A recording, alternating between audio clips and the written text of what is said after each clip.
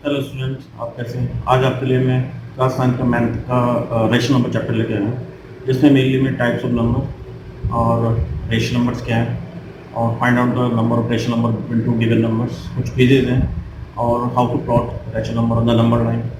लेकिन और कुछ इसमें ऐसे ट्रिक्स हैं जो आप जिनकी मदद से आप क्वेश्चन सॉल्व कर सकते हैं, लेकिन उसके लिए आपको पेशेंस रखनी पड़ेगी और वीडियो आपको शुरू से आगे तक देखना पड़ेगा, तभी आप इसको समझ पाएंगे। तो मेरी आपसे रिक्वेस्ट है कि आप वीडियो लास्ट तक देखें और उसके बाद यदि आपको पसंद आता है तो आप प्लीज़ इसको सब्सक्राइब शेयर लाइक करें, ताकि फ्यूचर में मैं आपके लिए नए नए वीडियो लेते आऊँ।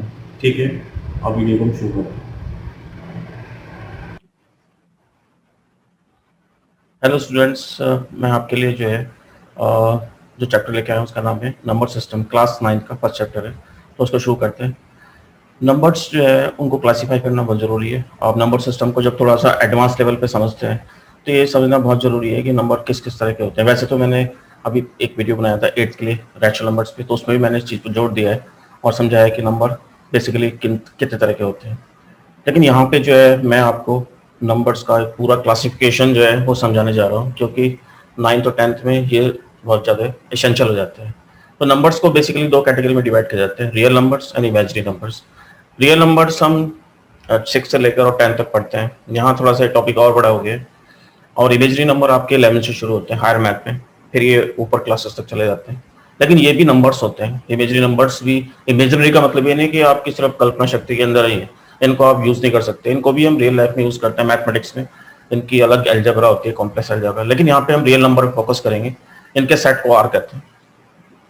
रियल नंबर बहुत सारे नंबर हैं जो रियलिटी में आप यूज करते हैं, ठीक है ना।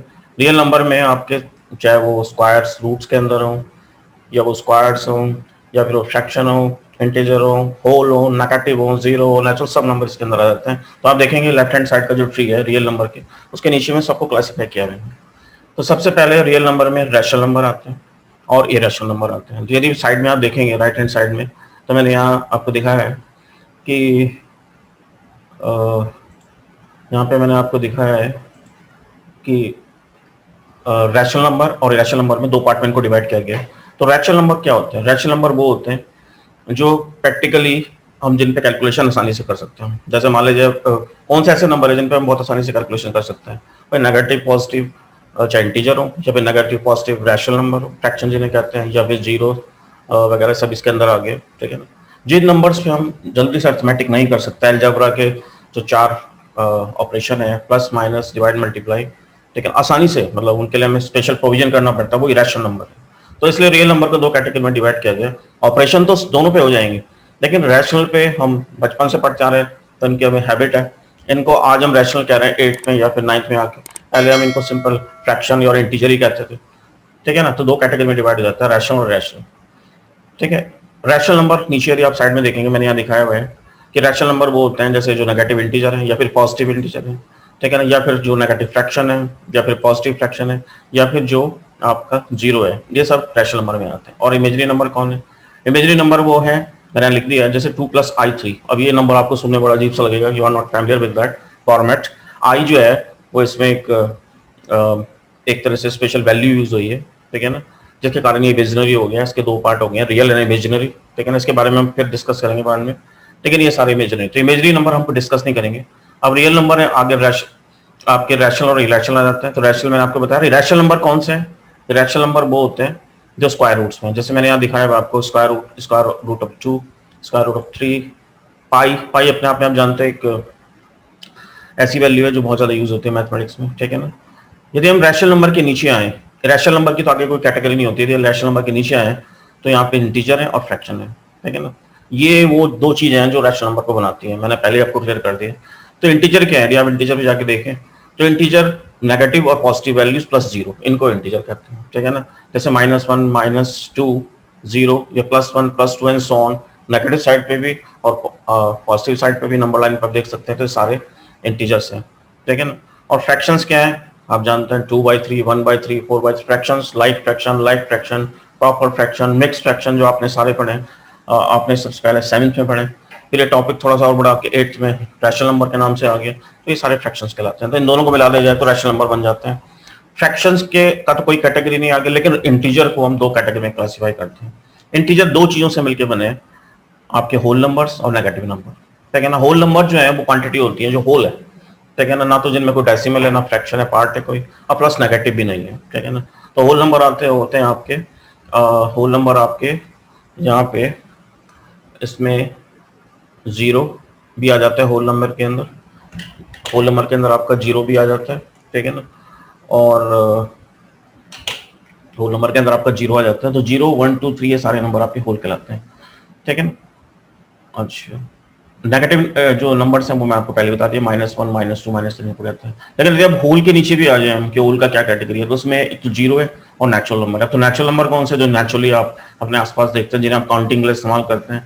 जो मैं आदमी ने जब से मैथमेटिक्स सीखी होगी तो सबसे पहले जो उसने काम किया होगा काउंटिंग का किया होगा। आप जानते हैं काउंटिंग जो है वो 0 से शुरू नहीं होती, हमेशा 1 से शुरू होती है, 1 2 3 अप टू द, ठीक है ना, हायर साइड। तो नेचुरल नंबर में जो नेचुरली हमने डिस्कवर किए हैं काउंटिंग के दौरान, फिर उनमें जीरो को हमने ऐड किया क्योंकि जीरो के बिना हमारा काम चलने वाला नहीं था। क्योंकि ऐसे तो हमारी काउंटिंग जो है 9 तक चली जाती, ठीक है ना। 9 से ऊपर हम कैसे एक्सप्रेस करते हैं, तो जीरो की इन्वेंशन हुई। जीरो के इन्वेंशन से जो हमारा सेट था नेचुरल का वो बड़ा हो गया, उसमें जीरो आने से हमारे होल नंबर बन गए, ठीक है ना। होल से इंटीजर, ठीक है ना। होल्स में यदि हम नेगेटिव नंबर ऐड कर दें, बाद में इन्वेंशन हुई इनकी, तो हमारे इंटीजर बन गए। इंटीजर में फ्रैक्शन आए, फिर रैशनल बन गए, और इरेशनल नंबर बाद में डिस्कवर हुए, उनको ऐड करने से रियल, और आज इमेजरी और रियल मिला के टोटल नंबर सेट होता है। तो मैंने आपको अच्छी तरह से क्लियर कर दिया। तो हम नेक्स्ट पार्ट पे चलते हैं, रैशनल नंबर्स क्या है, ठीक है ना। यहाँ पे हमारा जो चैप्टर है वो तो रैशनल, और रैशनल वैसे आप पिछले साल पढ़ चुके हैं तो इसमें ज़्यादा डिस्कशन नहीं होगा। कुछ इसके क्वेश्चन हैं वो सॉल्व करने के लिए मैं दोबारा रिवाइज कर रहा हूँ। बाकी यहाँ पे प्रॉपर जो डिस्कशन है 9th में वो रैशनल नंबर्स का है। तो रैशनल नंबर आर क्या है, ठीक है ना। तो यहाँ देखिए, rational number r is called a rational number if it can be written in the form of p by q. P by q यदि आप लिख सकते हैं, ठीक है ना। जैसे फॉर एग्जाम्पल एक रैशनल नंबर है 2/3, 2/3, तो इसमें पहले वाला जो ऊपर नंबर है न्यूमरेटर उसको पी कहेंगे, और नीचे वाले को यदि हम क्यू कह दें तो आप इसको पी बाई क्यू में लिख पा रहे हैं, ठीक है ना, इसलिए हम इसको रैशनल नंबर कहेंगे। लेकिन यहाँ पे ध्यान देने वाली बात है कि q is not equal to 0, ठीक है ना। तो इसका मतलब ये रैशनल नंबर है। लेकिन क्या ये रैशनल नंबर होगा केवल 3? यस ऑफ कोर्स, क्योंकि 3 को हम 3/1 लिख सकते हैं। यहाँ पे भी q is not equal to 0, तो ये भी रैशनल नंबर है। लेकिन सपोज करो हम लिख लेते हैं 3/0, तो क्या रैशनल नंबर है? नहीं, क्योंकि यहाँ पे q इक्वल टू 0। तो इसका मतलब डेफिनेशन क्लियर कर रही है, ठीक है ना। अब क्वेश्चन ये उठता है, देखो यहाँ पे पूछ रहा है इस चीज को, यदि आप ध्यान से देखेंगे, ठीक है ना। यदि मैं इसको अंडरलाइन कर दूं तो यहाँ पे एनसीईआरटी में इस बात को पूछा गया है कि why do we insist that q is not equal to 0। Why do we insist, हम इस बात पे जोर क्यों देते हैं कि रैशनल नंबर में q 0 नहीं होना चाहिए। तो मैं इस बात को आपको समझा दूं, ये ऐसी बारीकी है जो आपको कोई टीचर नहीं बताएगा, ठीक है ना। क्योंकि मैंने काफी रिसर्च किया इस चीज में, इंजीनियरिंग मैंने पढ़ी है, और ऑफ कोर्स वहां हमने मैथ को भी काफी घिसा है, ठीक है ना। ऐसा होता है कि जब आप किस नंबर को डिवाइड करते हैं, ठीक है ना, जैसे फॉर एग्जांपल मैं आपको दिखा देता हूँ यहाँ पे, आपको ये बात क्लियर हो जाएगी कि मैं 7 को पहले 3 से डिवाइड कर रहा हूँ, तो 3 2 जा 6 आ रहा है, ठीक है ना, यहाँ रिमाइंडर 1। अब मैं 7 को 2 से डिवाइड कर रहा हूँ, ठीक है ना, तो यहाँ आ जाएगा 2 3 जा 6, और फिर रिमाइंडर। आप देख रहे हैं जैसे मेरा जो क्वेश्चन डिवाइजर है वो छोटा होता जा रहा है, ठीक है ना, 3 से 2, तो मेरा जो नंबर है क्वोशिएंट वो भी बड़ा होता जा रहा है, ठीक है ना। तो यदि मैं इसको आगे से कंटिन्यू करता चला जाऊँ, 2 से नीचे 1 तो 7 ही आ जाएगा, और उसके बाद 1 से नीचे 0.5 0.2 0.1, ऐसे में इसको और छोटा करता चला जाऊँ, तो आप देखेंगे आपका जो क्वोशिएंट है ये बड़ा होता जाएगा। और यदि आप इसे 0 कर दें बिल्कुल, तो होगा क्या कि नंबर इतना बड़ा हो जाएगा कि आप किसी से कॉपी में या नोटबुक में नोट नहीं कर सकते। ऐसा नंबर बहुत लार्ज होता है, is as large as the universe itself. इसे हायर क्लास में इनफाइनाइट कहते हैं, ठीक है ना। इस नंबर को आप हैंडल नहीं कर सकते, बल्कि अभी तो आप इनफाइनाइट जो टर्म है उसका भी प्रॉपर यूज आपको नहीं बताया जा सकता 9th 10th में, ठीक है ना। तो इसलिए हम इस बात पे जोर दे रहे हैं कि q शुड नॉट बी 0, क्योंकि यदि आपने 0 रख दिया और नंबर डिवाइड हो गया उससे, ठीक है ना, तो वो नंबर जो है इतना बड़ा हो जाएगा कि हम उसे मैथमेटिक्स में हैंडल नहीं कर सकते, ठीक है ना। तो ये टॉपिक आपको क्लियर हो गया होगा कि रैशनल नंबर क्या होते हैं। तो हम नेक्स्ट पे चलते हैं। एक क्वेश्चन है छोटा सा जो हम यहाँ ले लेते हैं।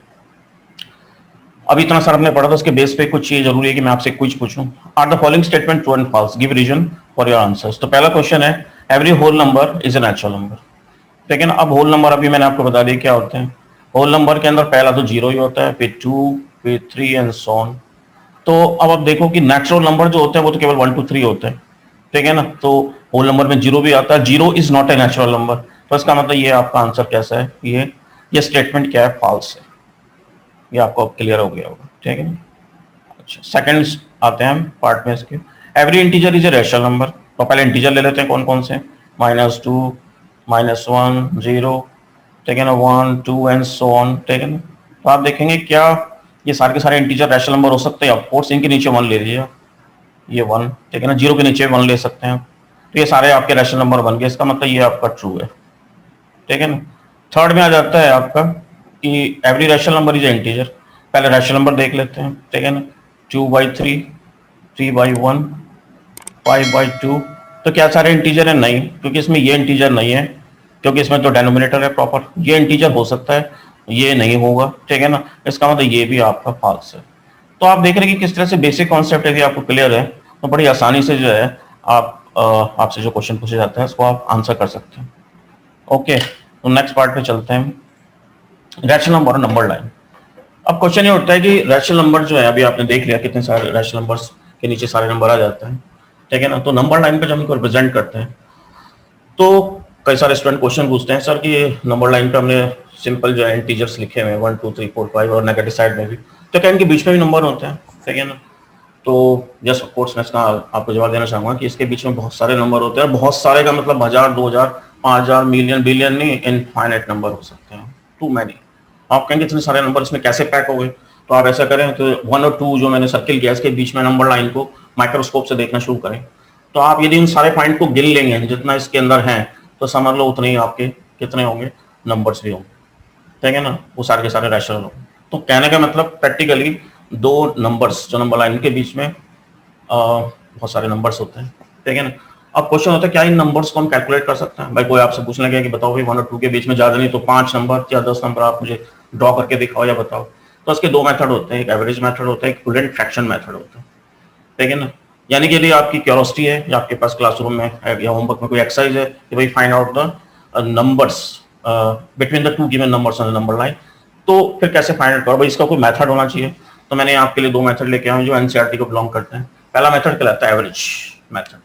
यहाँ पे हमारे पास नंबर लाइन है, नंबर लाइन पे हमारे पास दो नंबर है 1 और 2, ठीक है ना, और इसमें मुझे इसके बीच में कुछ नंबर कैलकुलेट करने हैं। यहाँ मैंने वैसे सिर्फ 3 नंबर ही कैलकुलेट किया। तो एवरेज मेथड कैसे काम करता है?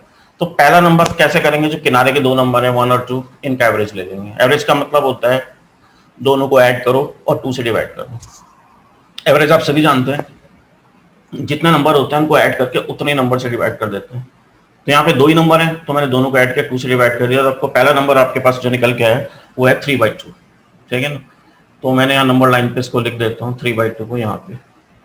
ये पहला नंबर मैंने कैलकुलेट कर दिया 3/2।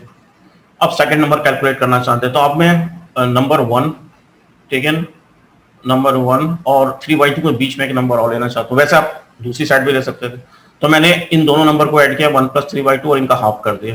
तो मेरे पास एक नंबर निकल के आया यहाँ पे 5/4, उसे भी यहाँ रख देते हैं 5/4। नेक्स्ट स्टेप पे मैंने 3/2 और 5/8 दोनों को ले लिया, ठीक है ना, इनके बीच में एक नंबर आ जाएगा। तो वो नंबर इनके ठीक बीचों बीच हो जाएगा, एवरेज जो है ठीक बीच में होता है। तो यहाँ आपके पास नंबर आ गया 11/8।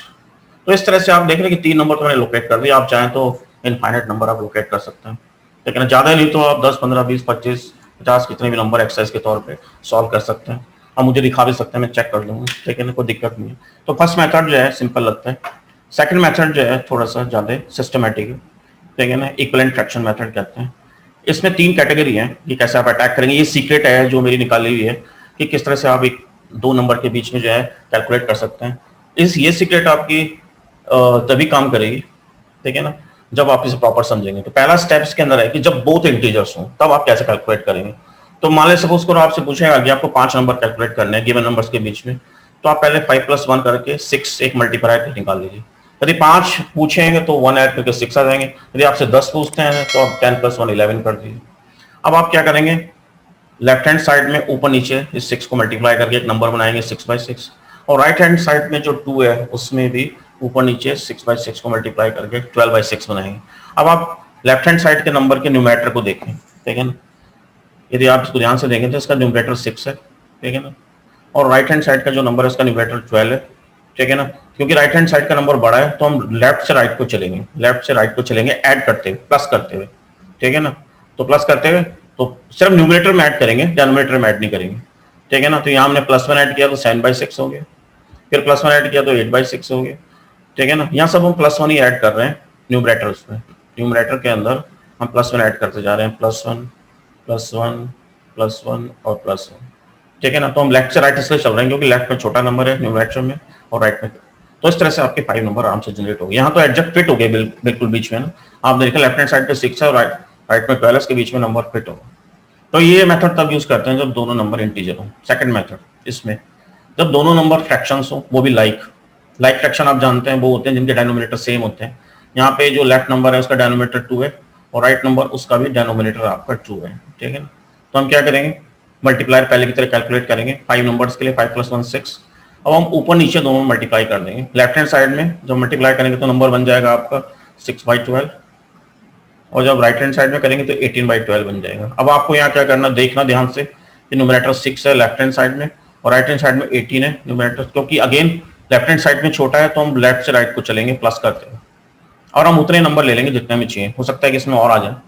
तो पहला हमने +1 किया तो हमें 7 मिला, फिर हमने +1 किया तो 8, फिर +1 किया तो 9 मिला, फिर +1 किया तो 10, फिर +1 किया तो 11। हमें क्योंकि 5 नंबर चाहिए तो हमने अपना ही स्टॉप कर दिया, ठीक है। अब हम नेक्स्ट मेथड पे चलते हैं। इसी के अंदर जब नंबर जो है आपके अनलाइक फ्रैक्शंस होते हैं, यहाँ पे हमें 5 नंबर ही कैलकुलेट करना है तो आप मल्टीप्लायर कैलकुलेट कीजिए पहले, ठीक है ना। उसके लिए आप 5 + 1 करके 6 कर लीजिए। अब ये दोनों नंबर क्योंकि लाइक नहीं है तो पहले इनको लाइक बनाना पड़ेगा, तो इन दोनों का मैंने एलसीएम लिया है 6। अब मैं पहले इनको इक्विवेलेंट फ्रैक्शन में कन्वर्ट करूंगा, 1/2 को 3/6 में, ऊपर नीचे मैंने 3 से मल्टीप्लाई किया है ताकि इसका डिनोमिनेटर सेम हो जाए, ठीक है ना, एलसीएम के बराबर हो जाए। और यहाँ भी मैंने इसका डिनोमिनेटर एलसीएम के बराबर कर दिया, ठीक है ना। तो ये 2/6 हो गया। अब हमारे दोनों नंबर लाइक हो गए, लाइक, ठीक है ना, नंबर्स। ये लाइक नंबर्स नहीं कहना चाहिए हमें, लाइक फ्रैक्शंस कहना चाहिए, ठीक है ना। ये दोनों फ्रैक्शंस अब लाइक हो गए। अब लाइक के बाद हमारी कैलकुलेशन बिल्कुल वैसी हो जाती है जैसे पिछले सेकंड वाले मेथड में। इसमें ऊपर नीचे मल्टीप्लायर से मल्टीप्लाई करेंगे 6/6, यहाँ पे 18/36 आ गया और यहाँ पे 6/36। अब इनको जब अरेंज करते हैं हम तो आप देखेंगे लेफ्ट साइड का जो न्यूमरेटर है और राइट साइड का उसमें जरा सी गड़बड़ होगी क्योंकि अब ये इससे बड़ा है। तो अब हम चलेंगे कैसे, नेगेटिव करते हुए, माइनस करते हुए, ठीक है ना। 18 में से -1 करेंगे, -1 करेंगे केवल न्यूमरेटर के अंदर, ठीक है ना, -1 करते चलेंगे, -1। तो इस तरह से हमें जितने नंबर चाहिए हम ले लेंगे, ठीक है ना, और बाकी नंबर हम छोड़ देंगे। तो ये जो सेकंड मेथड था, जब दोनों नंबर जो है, जो मेथड मैंने आपको बताया इक्विवेलेंट फ्रैक्शन वाला, उसके अंदर 3 तरह से मैंने आपको समझाया इसको कि किस तरह से आप गिवन 2 नंबर्स के बीच में कैलकुलेट कर सकते हैं। यदि आपको कोई पॉइंट समझ में नहीं आता, आप डाउट में, तो मेरा जो टेलीग्राम का जो ग्रुप है उसको ज्वाइन कर सकते हैं, ठीक है ना, और उस पर अपने डाउट पेश करते हैं। आप कमेंट में भी डाल सकते हैं ताकि मैं आपको आसानी से इस बात को क्लियर कर सकता हूँ। अब आ जाते हैं हम रैशनल नंबर्स पे, ठीक है ना। ये बड़े इंटरेस्टिंग होते हैं रैशनल नंबर्स, लेकिन पहले इसकी डेफिनेशन देखते हैं कि रैशनल नंबर जो है बेसिकली क्या होते हैं।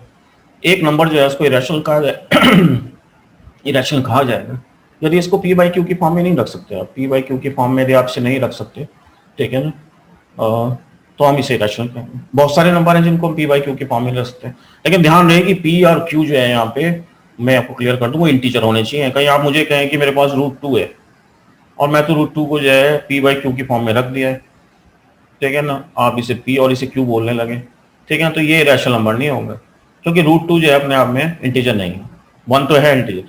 तो इसलिए डेफिनेशन को आप समझ लें अच्छी तरह से कि p और q इंटीजर होने चाहिए, ठीक है ना, और तब आप p/q में रखते हैं तब ये रैशनल कहलाएगा। तो रैशनल नंबर कौन से हैं, जितने भी स्क्वायर रूट्स आपने पढ़े हैं, ठीक है ना, उसके अलावा जितने डेसिमल आपके सामने आ सकते हैं जो रिपीटिंग नहीं है, ठीक है ना, जिनके अंदर जो डेसिमल के बाद जो पार्ट होता है वो रिपीट नहीं हो रहा है, ध्यान रखना, ये टॉपिक आदमी आगे आएगा आपके पास। उसके अलावा आप जानते हैं पाई की वैल्यू भी आप जानते हैं कि ये रिपीट नहीं होती है, लेकिन अभी मैंने इसके एक जगह पे एक साइट पे 3000 प्लेस तक वैल्यू देखी है इसकी, उसमें कोई रिपीटेशन नहीं था, ठीक है ना। बल्कि इंडिया के अंदर तो एक व्यक्ति है जिसको काफी समय पहले की बात है, जिसको इसकी वैल्यू 3000 प्लेसेस तक याद थी, तो उसको बाहर ले गए थे अमेरिका में रिसर्च के लिए भी इसको कैसे याद है। तो आप समझ सकते हैं कि रैशनल नंबर अपने आप में काफी इंटरेस्टिंग टॉपिक है, ठीक है ना। तो कहने का मतलब है कि एक रियल नंबर जो है वो या तो रियल इरेशनल हो सकता है, इरेशनल, दोनों चीज आपको क्लियर होगी। तो हम कह सकते हैं कि every real number is represented by a unique point on the number line. जितने भी आपके रियल नंबर हैं ये नंबर लाइन पे प्लॉट किए जा सकते हैं, ठीक है ना। और अभी तक जो नंबर लाइन आपने पढ़ी है पिछली क्लासेस में और अब भी, तो उसमें आपने जितने रैशनल नंबर इनको तो रिप्रेजेंट किया ही है आराम से, फ्रैक्शंस भी, इंटीजर्स भी, ठीक है ना। लेकिन अभी हम कह रहे हैं कि रियल नंबर जो है उन्हें नंबर लाइन पे रिप्रेजेंट किया जा सकता है। रियल नंबर में तो इरेशनल भी आ जाते हैं, ठीक है ना, तो अब नेक्स्ट टॉपिक हमारा यही है कि किस तरह से इरेशनल नंबर जो है उनको हम रिप्रेजेंट कर सकते हैं नंबर लाइन पे, ठीक है ना। हाँ, ये बात क्लियर है कि every point on the number line, every point of the number line represent a unique real number, ठीक है ना। और इसलिए हम इसको रियल नंबर लाइन कहते हैं, ठीक है ना। ये जो पॉइंट है, अब ये बात अलग है कि ये रैशनल है कि इरेशनल, वो बात अलग हो सकती है, ठीक है ना। लेकिन हर एक पॉइंट जो नंबर लाइन पे है वो एक रियल नंबर होता है, ठीक है ना। और एक नंबर लाइन के ऊपर इनफाइनाइट रियल नंबर्स हो सकते हैं, ठीक है। तो हम नेक्स्ट टॉपिक पे चलते हैं। यहाँ पे मैंने इरेक्शन नंबर के बारे में टॉपिक स्टार्ट किया है कि कैसे मैं नंबर लाइन पे प्लॉट कर सकता हूँ, ठीक है ना। ये बड़ा इंटरेस्टिंग है, थोड़ा सा कुछ स्टूडेंट को क्लियर भी नहीं हो पाता है, तो इसमें मेरी ट्रिक है, ठीक है ना। वो ट्रिक मैं आपको यहाँ पे बताने वाला हूँ, ठीक है ना। और वो ट्रिक जो है अभी आप फॉलो करेंगे तो बहुत आसानी से आप इसके स्पायरल तक बना सकते हैं, रूट स्पायरल कहते हैं। तो मेन है कि सबसे पहले हमें राइट हैंड साइड पे ट्रायंगल पे आना है। सपोज करो कि आपको रूट 2 प्लॉट करना है, plot root 2 on number line पे आपको रूट 2 लाना है। तो हम राइट हैंड साइड पे आते हैं। मैंने एक ट्रायंगल बनाया है जो कि एक राइट एंगल ट्रायंगल है। यहाँ पे आपका एंगल भी 90 डिग्री है। सबसे पहले जो चीज आपको प्लॉट करनी, इस ट्रायंगल का नाम एबीसी है, तो उसके हाइपोटेन्यूज पे लिख लीजिए। तो एसी को मैंने रूट 2 लिख दिया, मार्क कर दिया उसको। अब इसकी जो हाइट है उसे हमेशा 1 लिया जाता है। ये ट्रिक है, this is the trick, this is the trick कि इसकी जो हाइट है उसको हमेशा आपको 1 लेना है, ऑलवेज टेक द 1। तो नेचुरली अब एक चीज बच जाती है कैलकुलेट करने के लिए, वो है ए बी, ठीक है ना। तो आप जानते हैं पाइथागोरस थ्योरम के हिसाब से the square of hypotenuse is equal to square of perpendicular and square of base. यहाँ पे ए बी हमें निकालना है बेस, तो ए बी बराबर क्या हो जाएगा, square of hypotenuse minus square of perpendicular. अब यहाँ पे ए सी जो है रूट 2 है उसका स्क्वायर, और बी सी 1 है। रूट 2 का स्क्वायर जो है वो 2 होता है, 2 में से 1 गया 1, 1 का स्क्वायर रूट 1 होता है। इसका मतलब आपका जो बेस ए बी है वो आपका 1 आ गया, ठीक है। ट्रायंगल पूरा कंप्लीट हो गया। अब हम चलते हैं अपनी नंबर लाइन पे। नंबर लाइन पे पहले मैंने नंबर लाइन तैयार रखी हुई है, तो इसमें 0 1 2 3 4 पॉइंट मार्क है। तो अब आपको इसे ड्रा करने के लिए बेस चाहिए ए बी। तो यहाँ पे बेस मैंने ए बी ले लिया 0 से 1 के बराबर, ठीक है ना। तो नेक्स्ट स्टेप जो है उसे आप देखें, स्टेप को आप ध्यान से, कि सबसे पहले नंबर लाइन ड्रा करें विद नंबर्स, फिर परपेंडिकुलर लेना आपको बी पॉइंट पे, जो आपने बेस लिया उसके बी पॉइंट पे परपेंडिकुलर लेना है। इसे आप चाहे तो प्रोटेक्टर से ले लें, ठीक है ना, या फिर आप इसे ड्रॉ भी कर सकते हैं, ठीक है ना। तो मेन है कि यहाँ से एक परपेंडिकुलर लाइन ले, ठीक है ना, और उसमें बीसी को कट कर लें इक्वल टू 1, जो हाइट है हमारी। फिर आप क्या करेंगे, ये हाइट बीसी के बराबर है ट्रायंगल में। उसके बाद आप ज्वाइन कर देंगे ए और सी को। फिर कंपास का जो पॉइंट है वो ए पे रखेंगे और एसी को फिल करके डिस्टेंस उसे प्रोजेक्ट कर देंगे नंबर लाइन पे, जहां पे ये टच करेगा डी पॉइंट पे आके। तो जो डी पॉइंट पे वैल्यू है आपकी, वही आपकी स्क्वायर रूट ऑफ 2 कहलाएगी। ये बिल्कुल एग्जैक्ट है, आप इसे नाप सकते हैं स्केल से ना, कोई आपके पास है, ठीक है ना, बिल्कुल परफेक्ट वैल्यू है, मतलब इसमें कोई किसी की तरह का हमारा डाउट नहीं है। तो ये जो डिस्टेंस आपकी होगी ये नंबर लाइन पे, ये रूट 2 के बराबर होगी। तो ये आपकी कंप्लीट होती है, जिसमें मैंने आपको स्टेप्स भी दे दिए कंस्ट्रक्शन के, और इसको बता दिया कैसे आप इसे सॉल्व कर लें। एक और एग्जांपल लेते हैं। यहाँ पे मैं प्लॉट करना है, plot square root of 3 on number line, ठीक है ना। नंबर लाइन पे अब इसे प्लॉट कैसे करें, तो अगेन ट्रिक वही है कि पहले हम इसको यहाँ से शुरू करते हैं, इस जगह से, ठीक है ना। तो आप देखेंगे कि रूट 3 को प्लॉट करने के लिए हमने ए सी को रूट 3 लिया, हाइट को अगेन पहले की तरह 1 लिया, ठीक है ना। हाइट को मैंने पहले की तरह यहाँ पे 1 लिया, ये हाइट 1 है, ये रूट 3 मैंने एसी में ले लिया, ठीक है ना। तो मैं एक चीज आपको क्लियर कर दूं कि स्टेप 1 जो है वो ये है, ठीक है ना, और स्टेप 2 ये आपका ये ऊपर जाना है आपको बाद में, ठीक है ना। तो पहले हम यहीं आते हैं। तो पहले हमने एसी को रूट 3 लिया, हाइट 1 ली, तो कैलकुलेट करके पता चला कि रूट 3 का स्क्वायर और -1 का स्क्वायर करके 3 - 1 के यहाँ पे रूट 2 आता है। इसका मतलब इसका बेस रूट 2 है, लेकिन नंबर लाइन पे रूट 2 ले नहीं सकते आप। तो हम फिर एक दूसरा ट्रायंगल तैयार करते हैं अगेन पहले की तरह, ठीक है ना। उसमें भी अगेन हमने एसी को रूट 2 लिया, ठीक है ना, हाइट 1 ली, तो हमारा कैलकुलेट करके पहले की तरह 1 आ गया। इसका मतलब है कि यदि आप रूट 3 को प्लॉट करना चाहते हैं तो पहले आपको रूट 2 बनाना पड़ेगा, नंबर लाइन पे ड्रॉ करना पड़ेगा, और फिर रूट 2 की मदद से रूट 3 को प्लॉट करना पड़ेगा। इसलिए 2 कंस्ट्रक्शन मैंने आपको दिखाए। वैसे तो होना चाहिए कि एक बार आप रूट 2 को बनाना सीख गए तो सेकंड स्टेप की जरूरी नहीं है, आप केवल ये रूट 3 वाला ट्रायंगल ही बना सकते हैं। और रूट 2 को आप, क्योंकि आप जानते हैं आपकी मेमोरी में, तो उसे आप ड्रॉ कर लीजिए और उसके बेस पे भी रूट 3 अपने आप बन जाएगा। तो हम यहाँ चलते हैं स्टेप पे, ठीक है ना। सबसे पहले मैंने ए जो बी डिस्टेंस है उसको रूट 2 के बराबर लिया, फिर जैसे प्रीवियस एग्जांपल में हमने देखा है, ठीक है ना, फर्स्ट एंगल में शो हो रहा है आपका प्रीवियस एग्जांपल, ठीक है ना।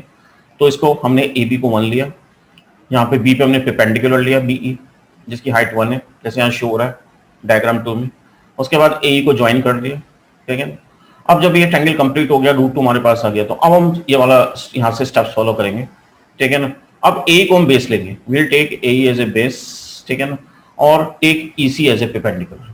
तो ई सी को आपको परपेंडिकुलर ड्रा करना है, आप कंस्ट्रक्शन से कर लेंगे, प्रोटेक्टर से। मेन मकसद ये है कि परपेंडिकुलर हो जाना चाहिए। फिर इसमें ई सी को कट कर लेंगे आप किसके बराबर, 1 के बराबर, जैसे यहाँ ट्रायंगल में शो किया डायग्राम। ये डायग्राम आपका 1 है और ये डायग्राम आपका 2 है, ठीक है। तो डायग्राम 1 में जैसे शो हो रहा है कि हाइट इसकी इसी की 1 के बराबर है, ये हम यहाँ ले लेंगे, ठीक है। उसके बाद फिर हम ओ सी को ज्वाइन करेंगे, ठीक है ना, ज्वाइन ओ सी, ठीक है ना। यहाँ पे हम ओ सी लिखते हैं, ठीक है ना, और यहाँ भी आपका ओ सी आ जाएगा, ज्वाइन ओ सी को ज्वाइन कर, ठीक है ना। यहाँ पे हम ए सी को ज्वाइन करेंगे और फिर ए सी को ज्वाइन करके हम अपने जो कंपास है उसका पॉइंट ए पे रखेंगे और सी से प्रोजेक्ट करना शुरू करेंगे और नंबर लाइन पे लाके डी पे एंड कर देंगे। तो ये जो डिस्टेंस आपकी निकल के आएगी ए से लेकर डी तक की, यही आपकी √3 डिस्टेंस है, जो कि एक रैशनल नंबर है। तो आपने देखा होगा कि ये 2 एग्जाम्पल हैं, इसकी मदद से मैंने आपको √2 और √3 प्लॉट करना सीखा है। और वैसे तो ये जो मैं आपको वीडियो देके आया हूँ, ये पार्ट फर्स्ट है आपका इस चैप्टर का। आगे मैं और इंटरेस्टिंग टॉपिक काफ़ी लेके आऊँगा आपके लिए। तो पहले आपने समझिए, कोई भी डाउट है आप कमेंट सेक्शन में डाल दीजिए, और उसके अलावा आप टेलीग्राम पे मुझे ज्वाइन कर सकते हैं, वहाँ पे आप कोई भी आपकी प्रॉब्लम है किसी तरह की पूछ सकते हैं, ठीक है ना। मैं इसके अलावा एनसीईआरटी के अलावा आर.डी. शर्मा, मोनिका कपूर और बहुत सारी और बुक्स हैं, हमको हम पढ़ाते भी हैं अपने सिलेबस में। तो कोई भी क्वेश्चन आप कहीं से लाएंगे तो आपका सॉल्व हो जाएगा। Thank you very much.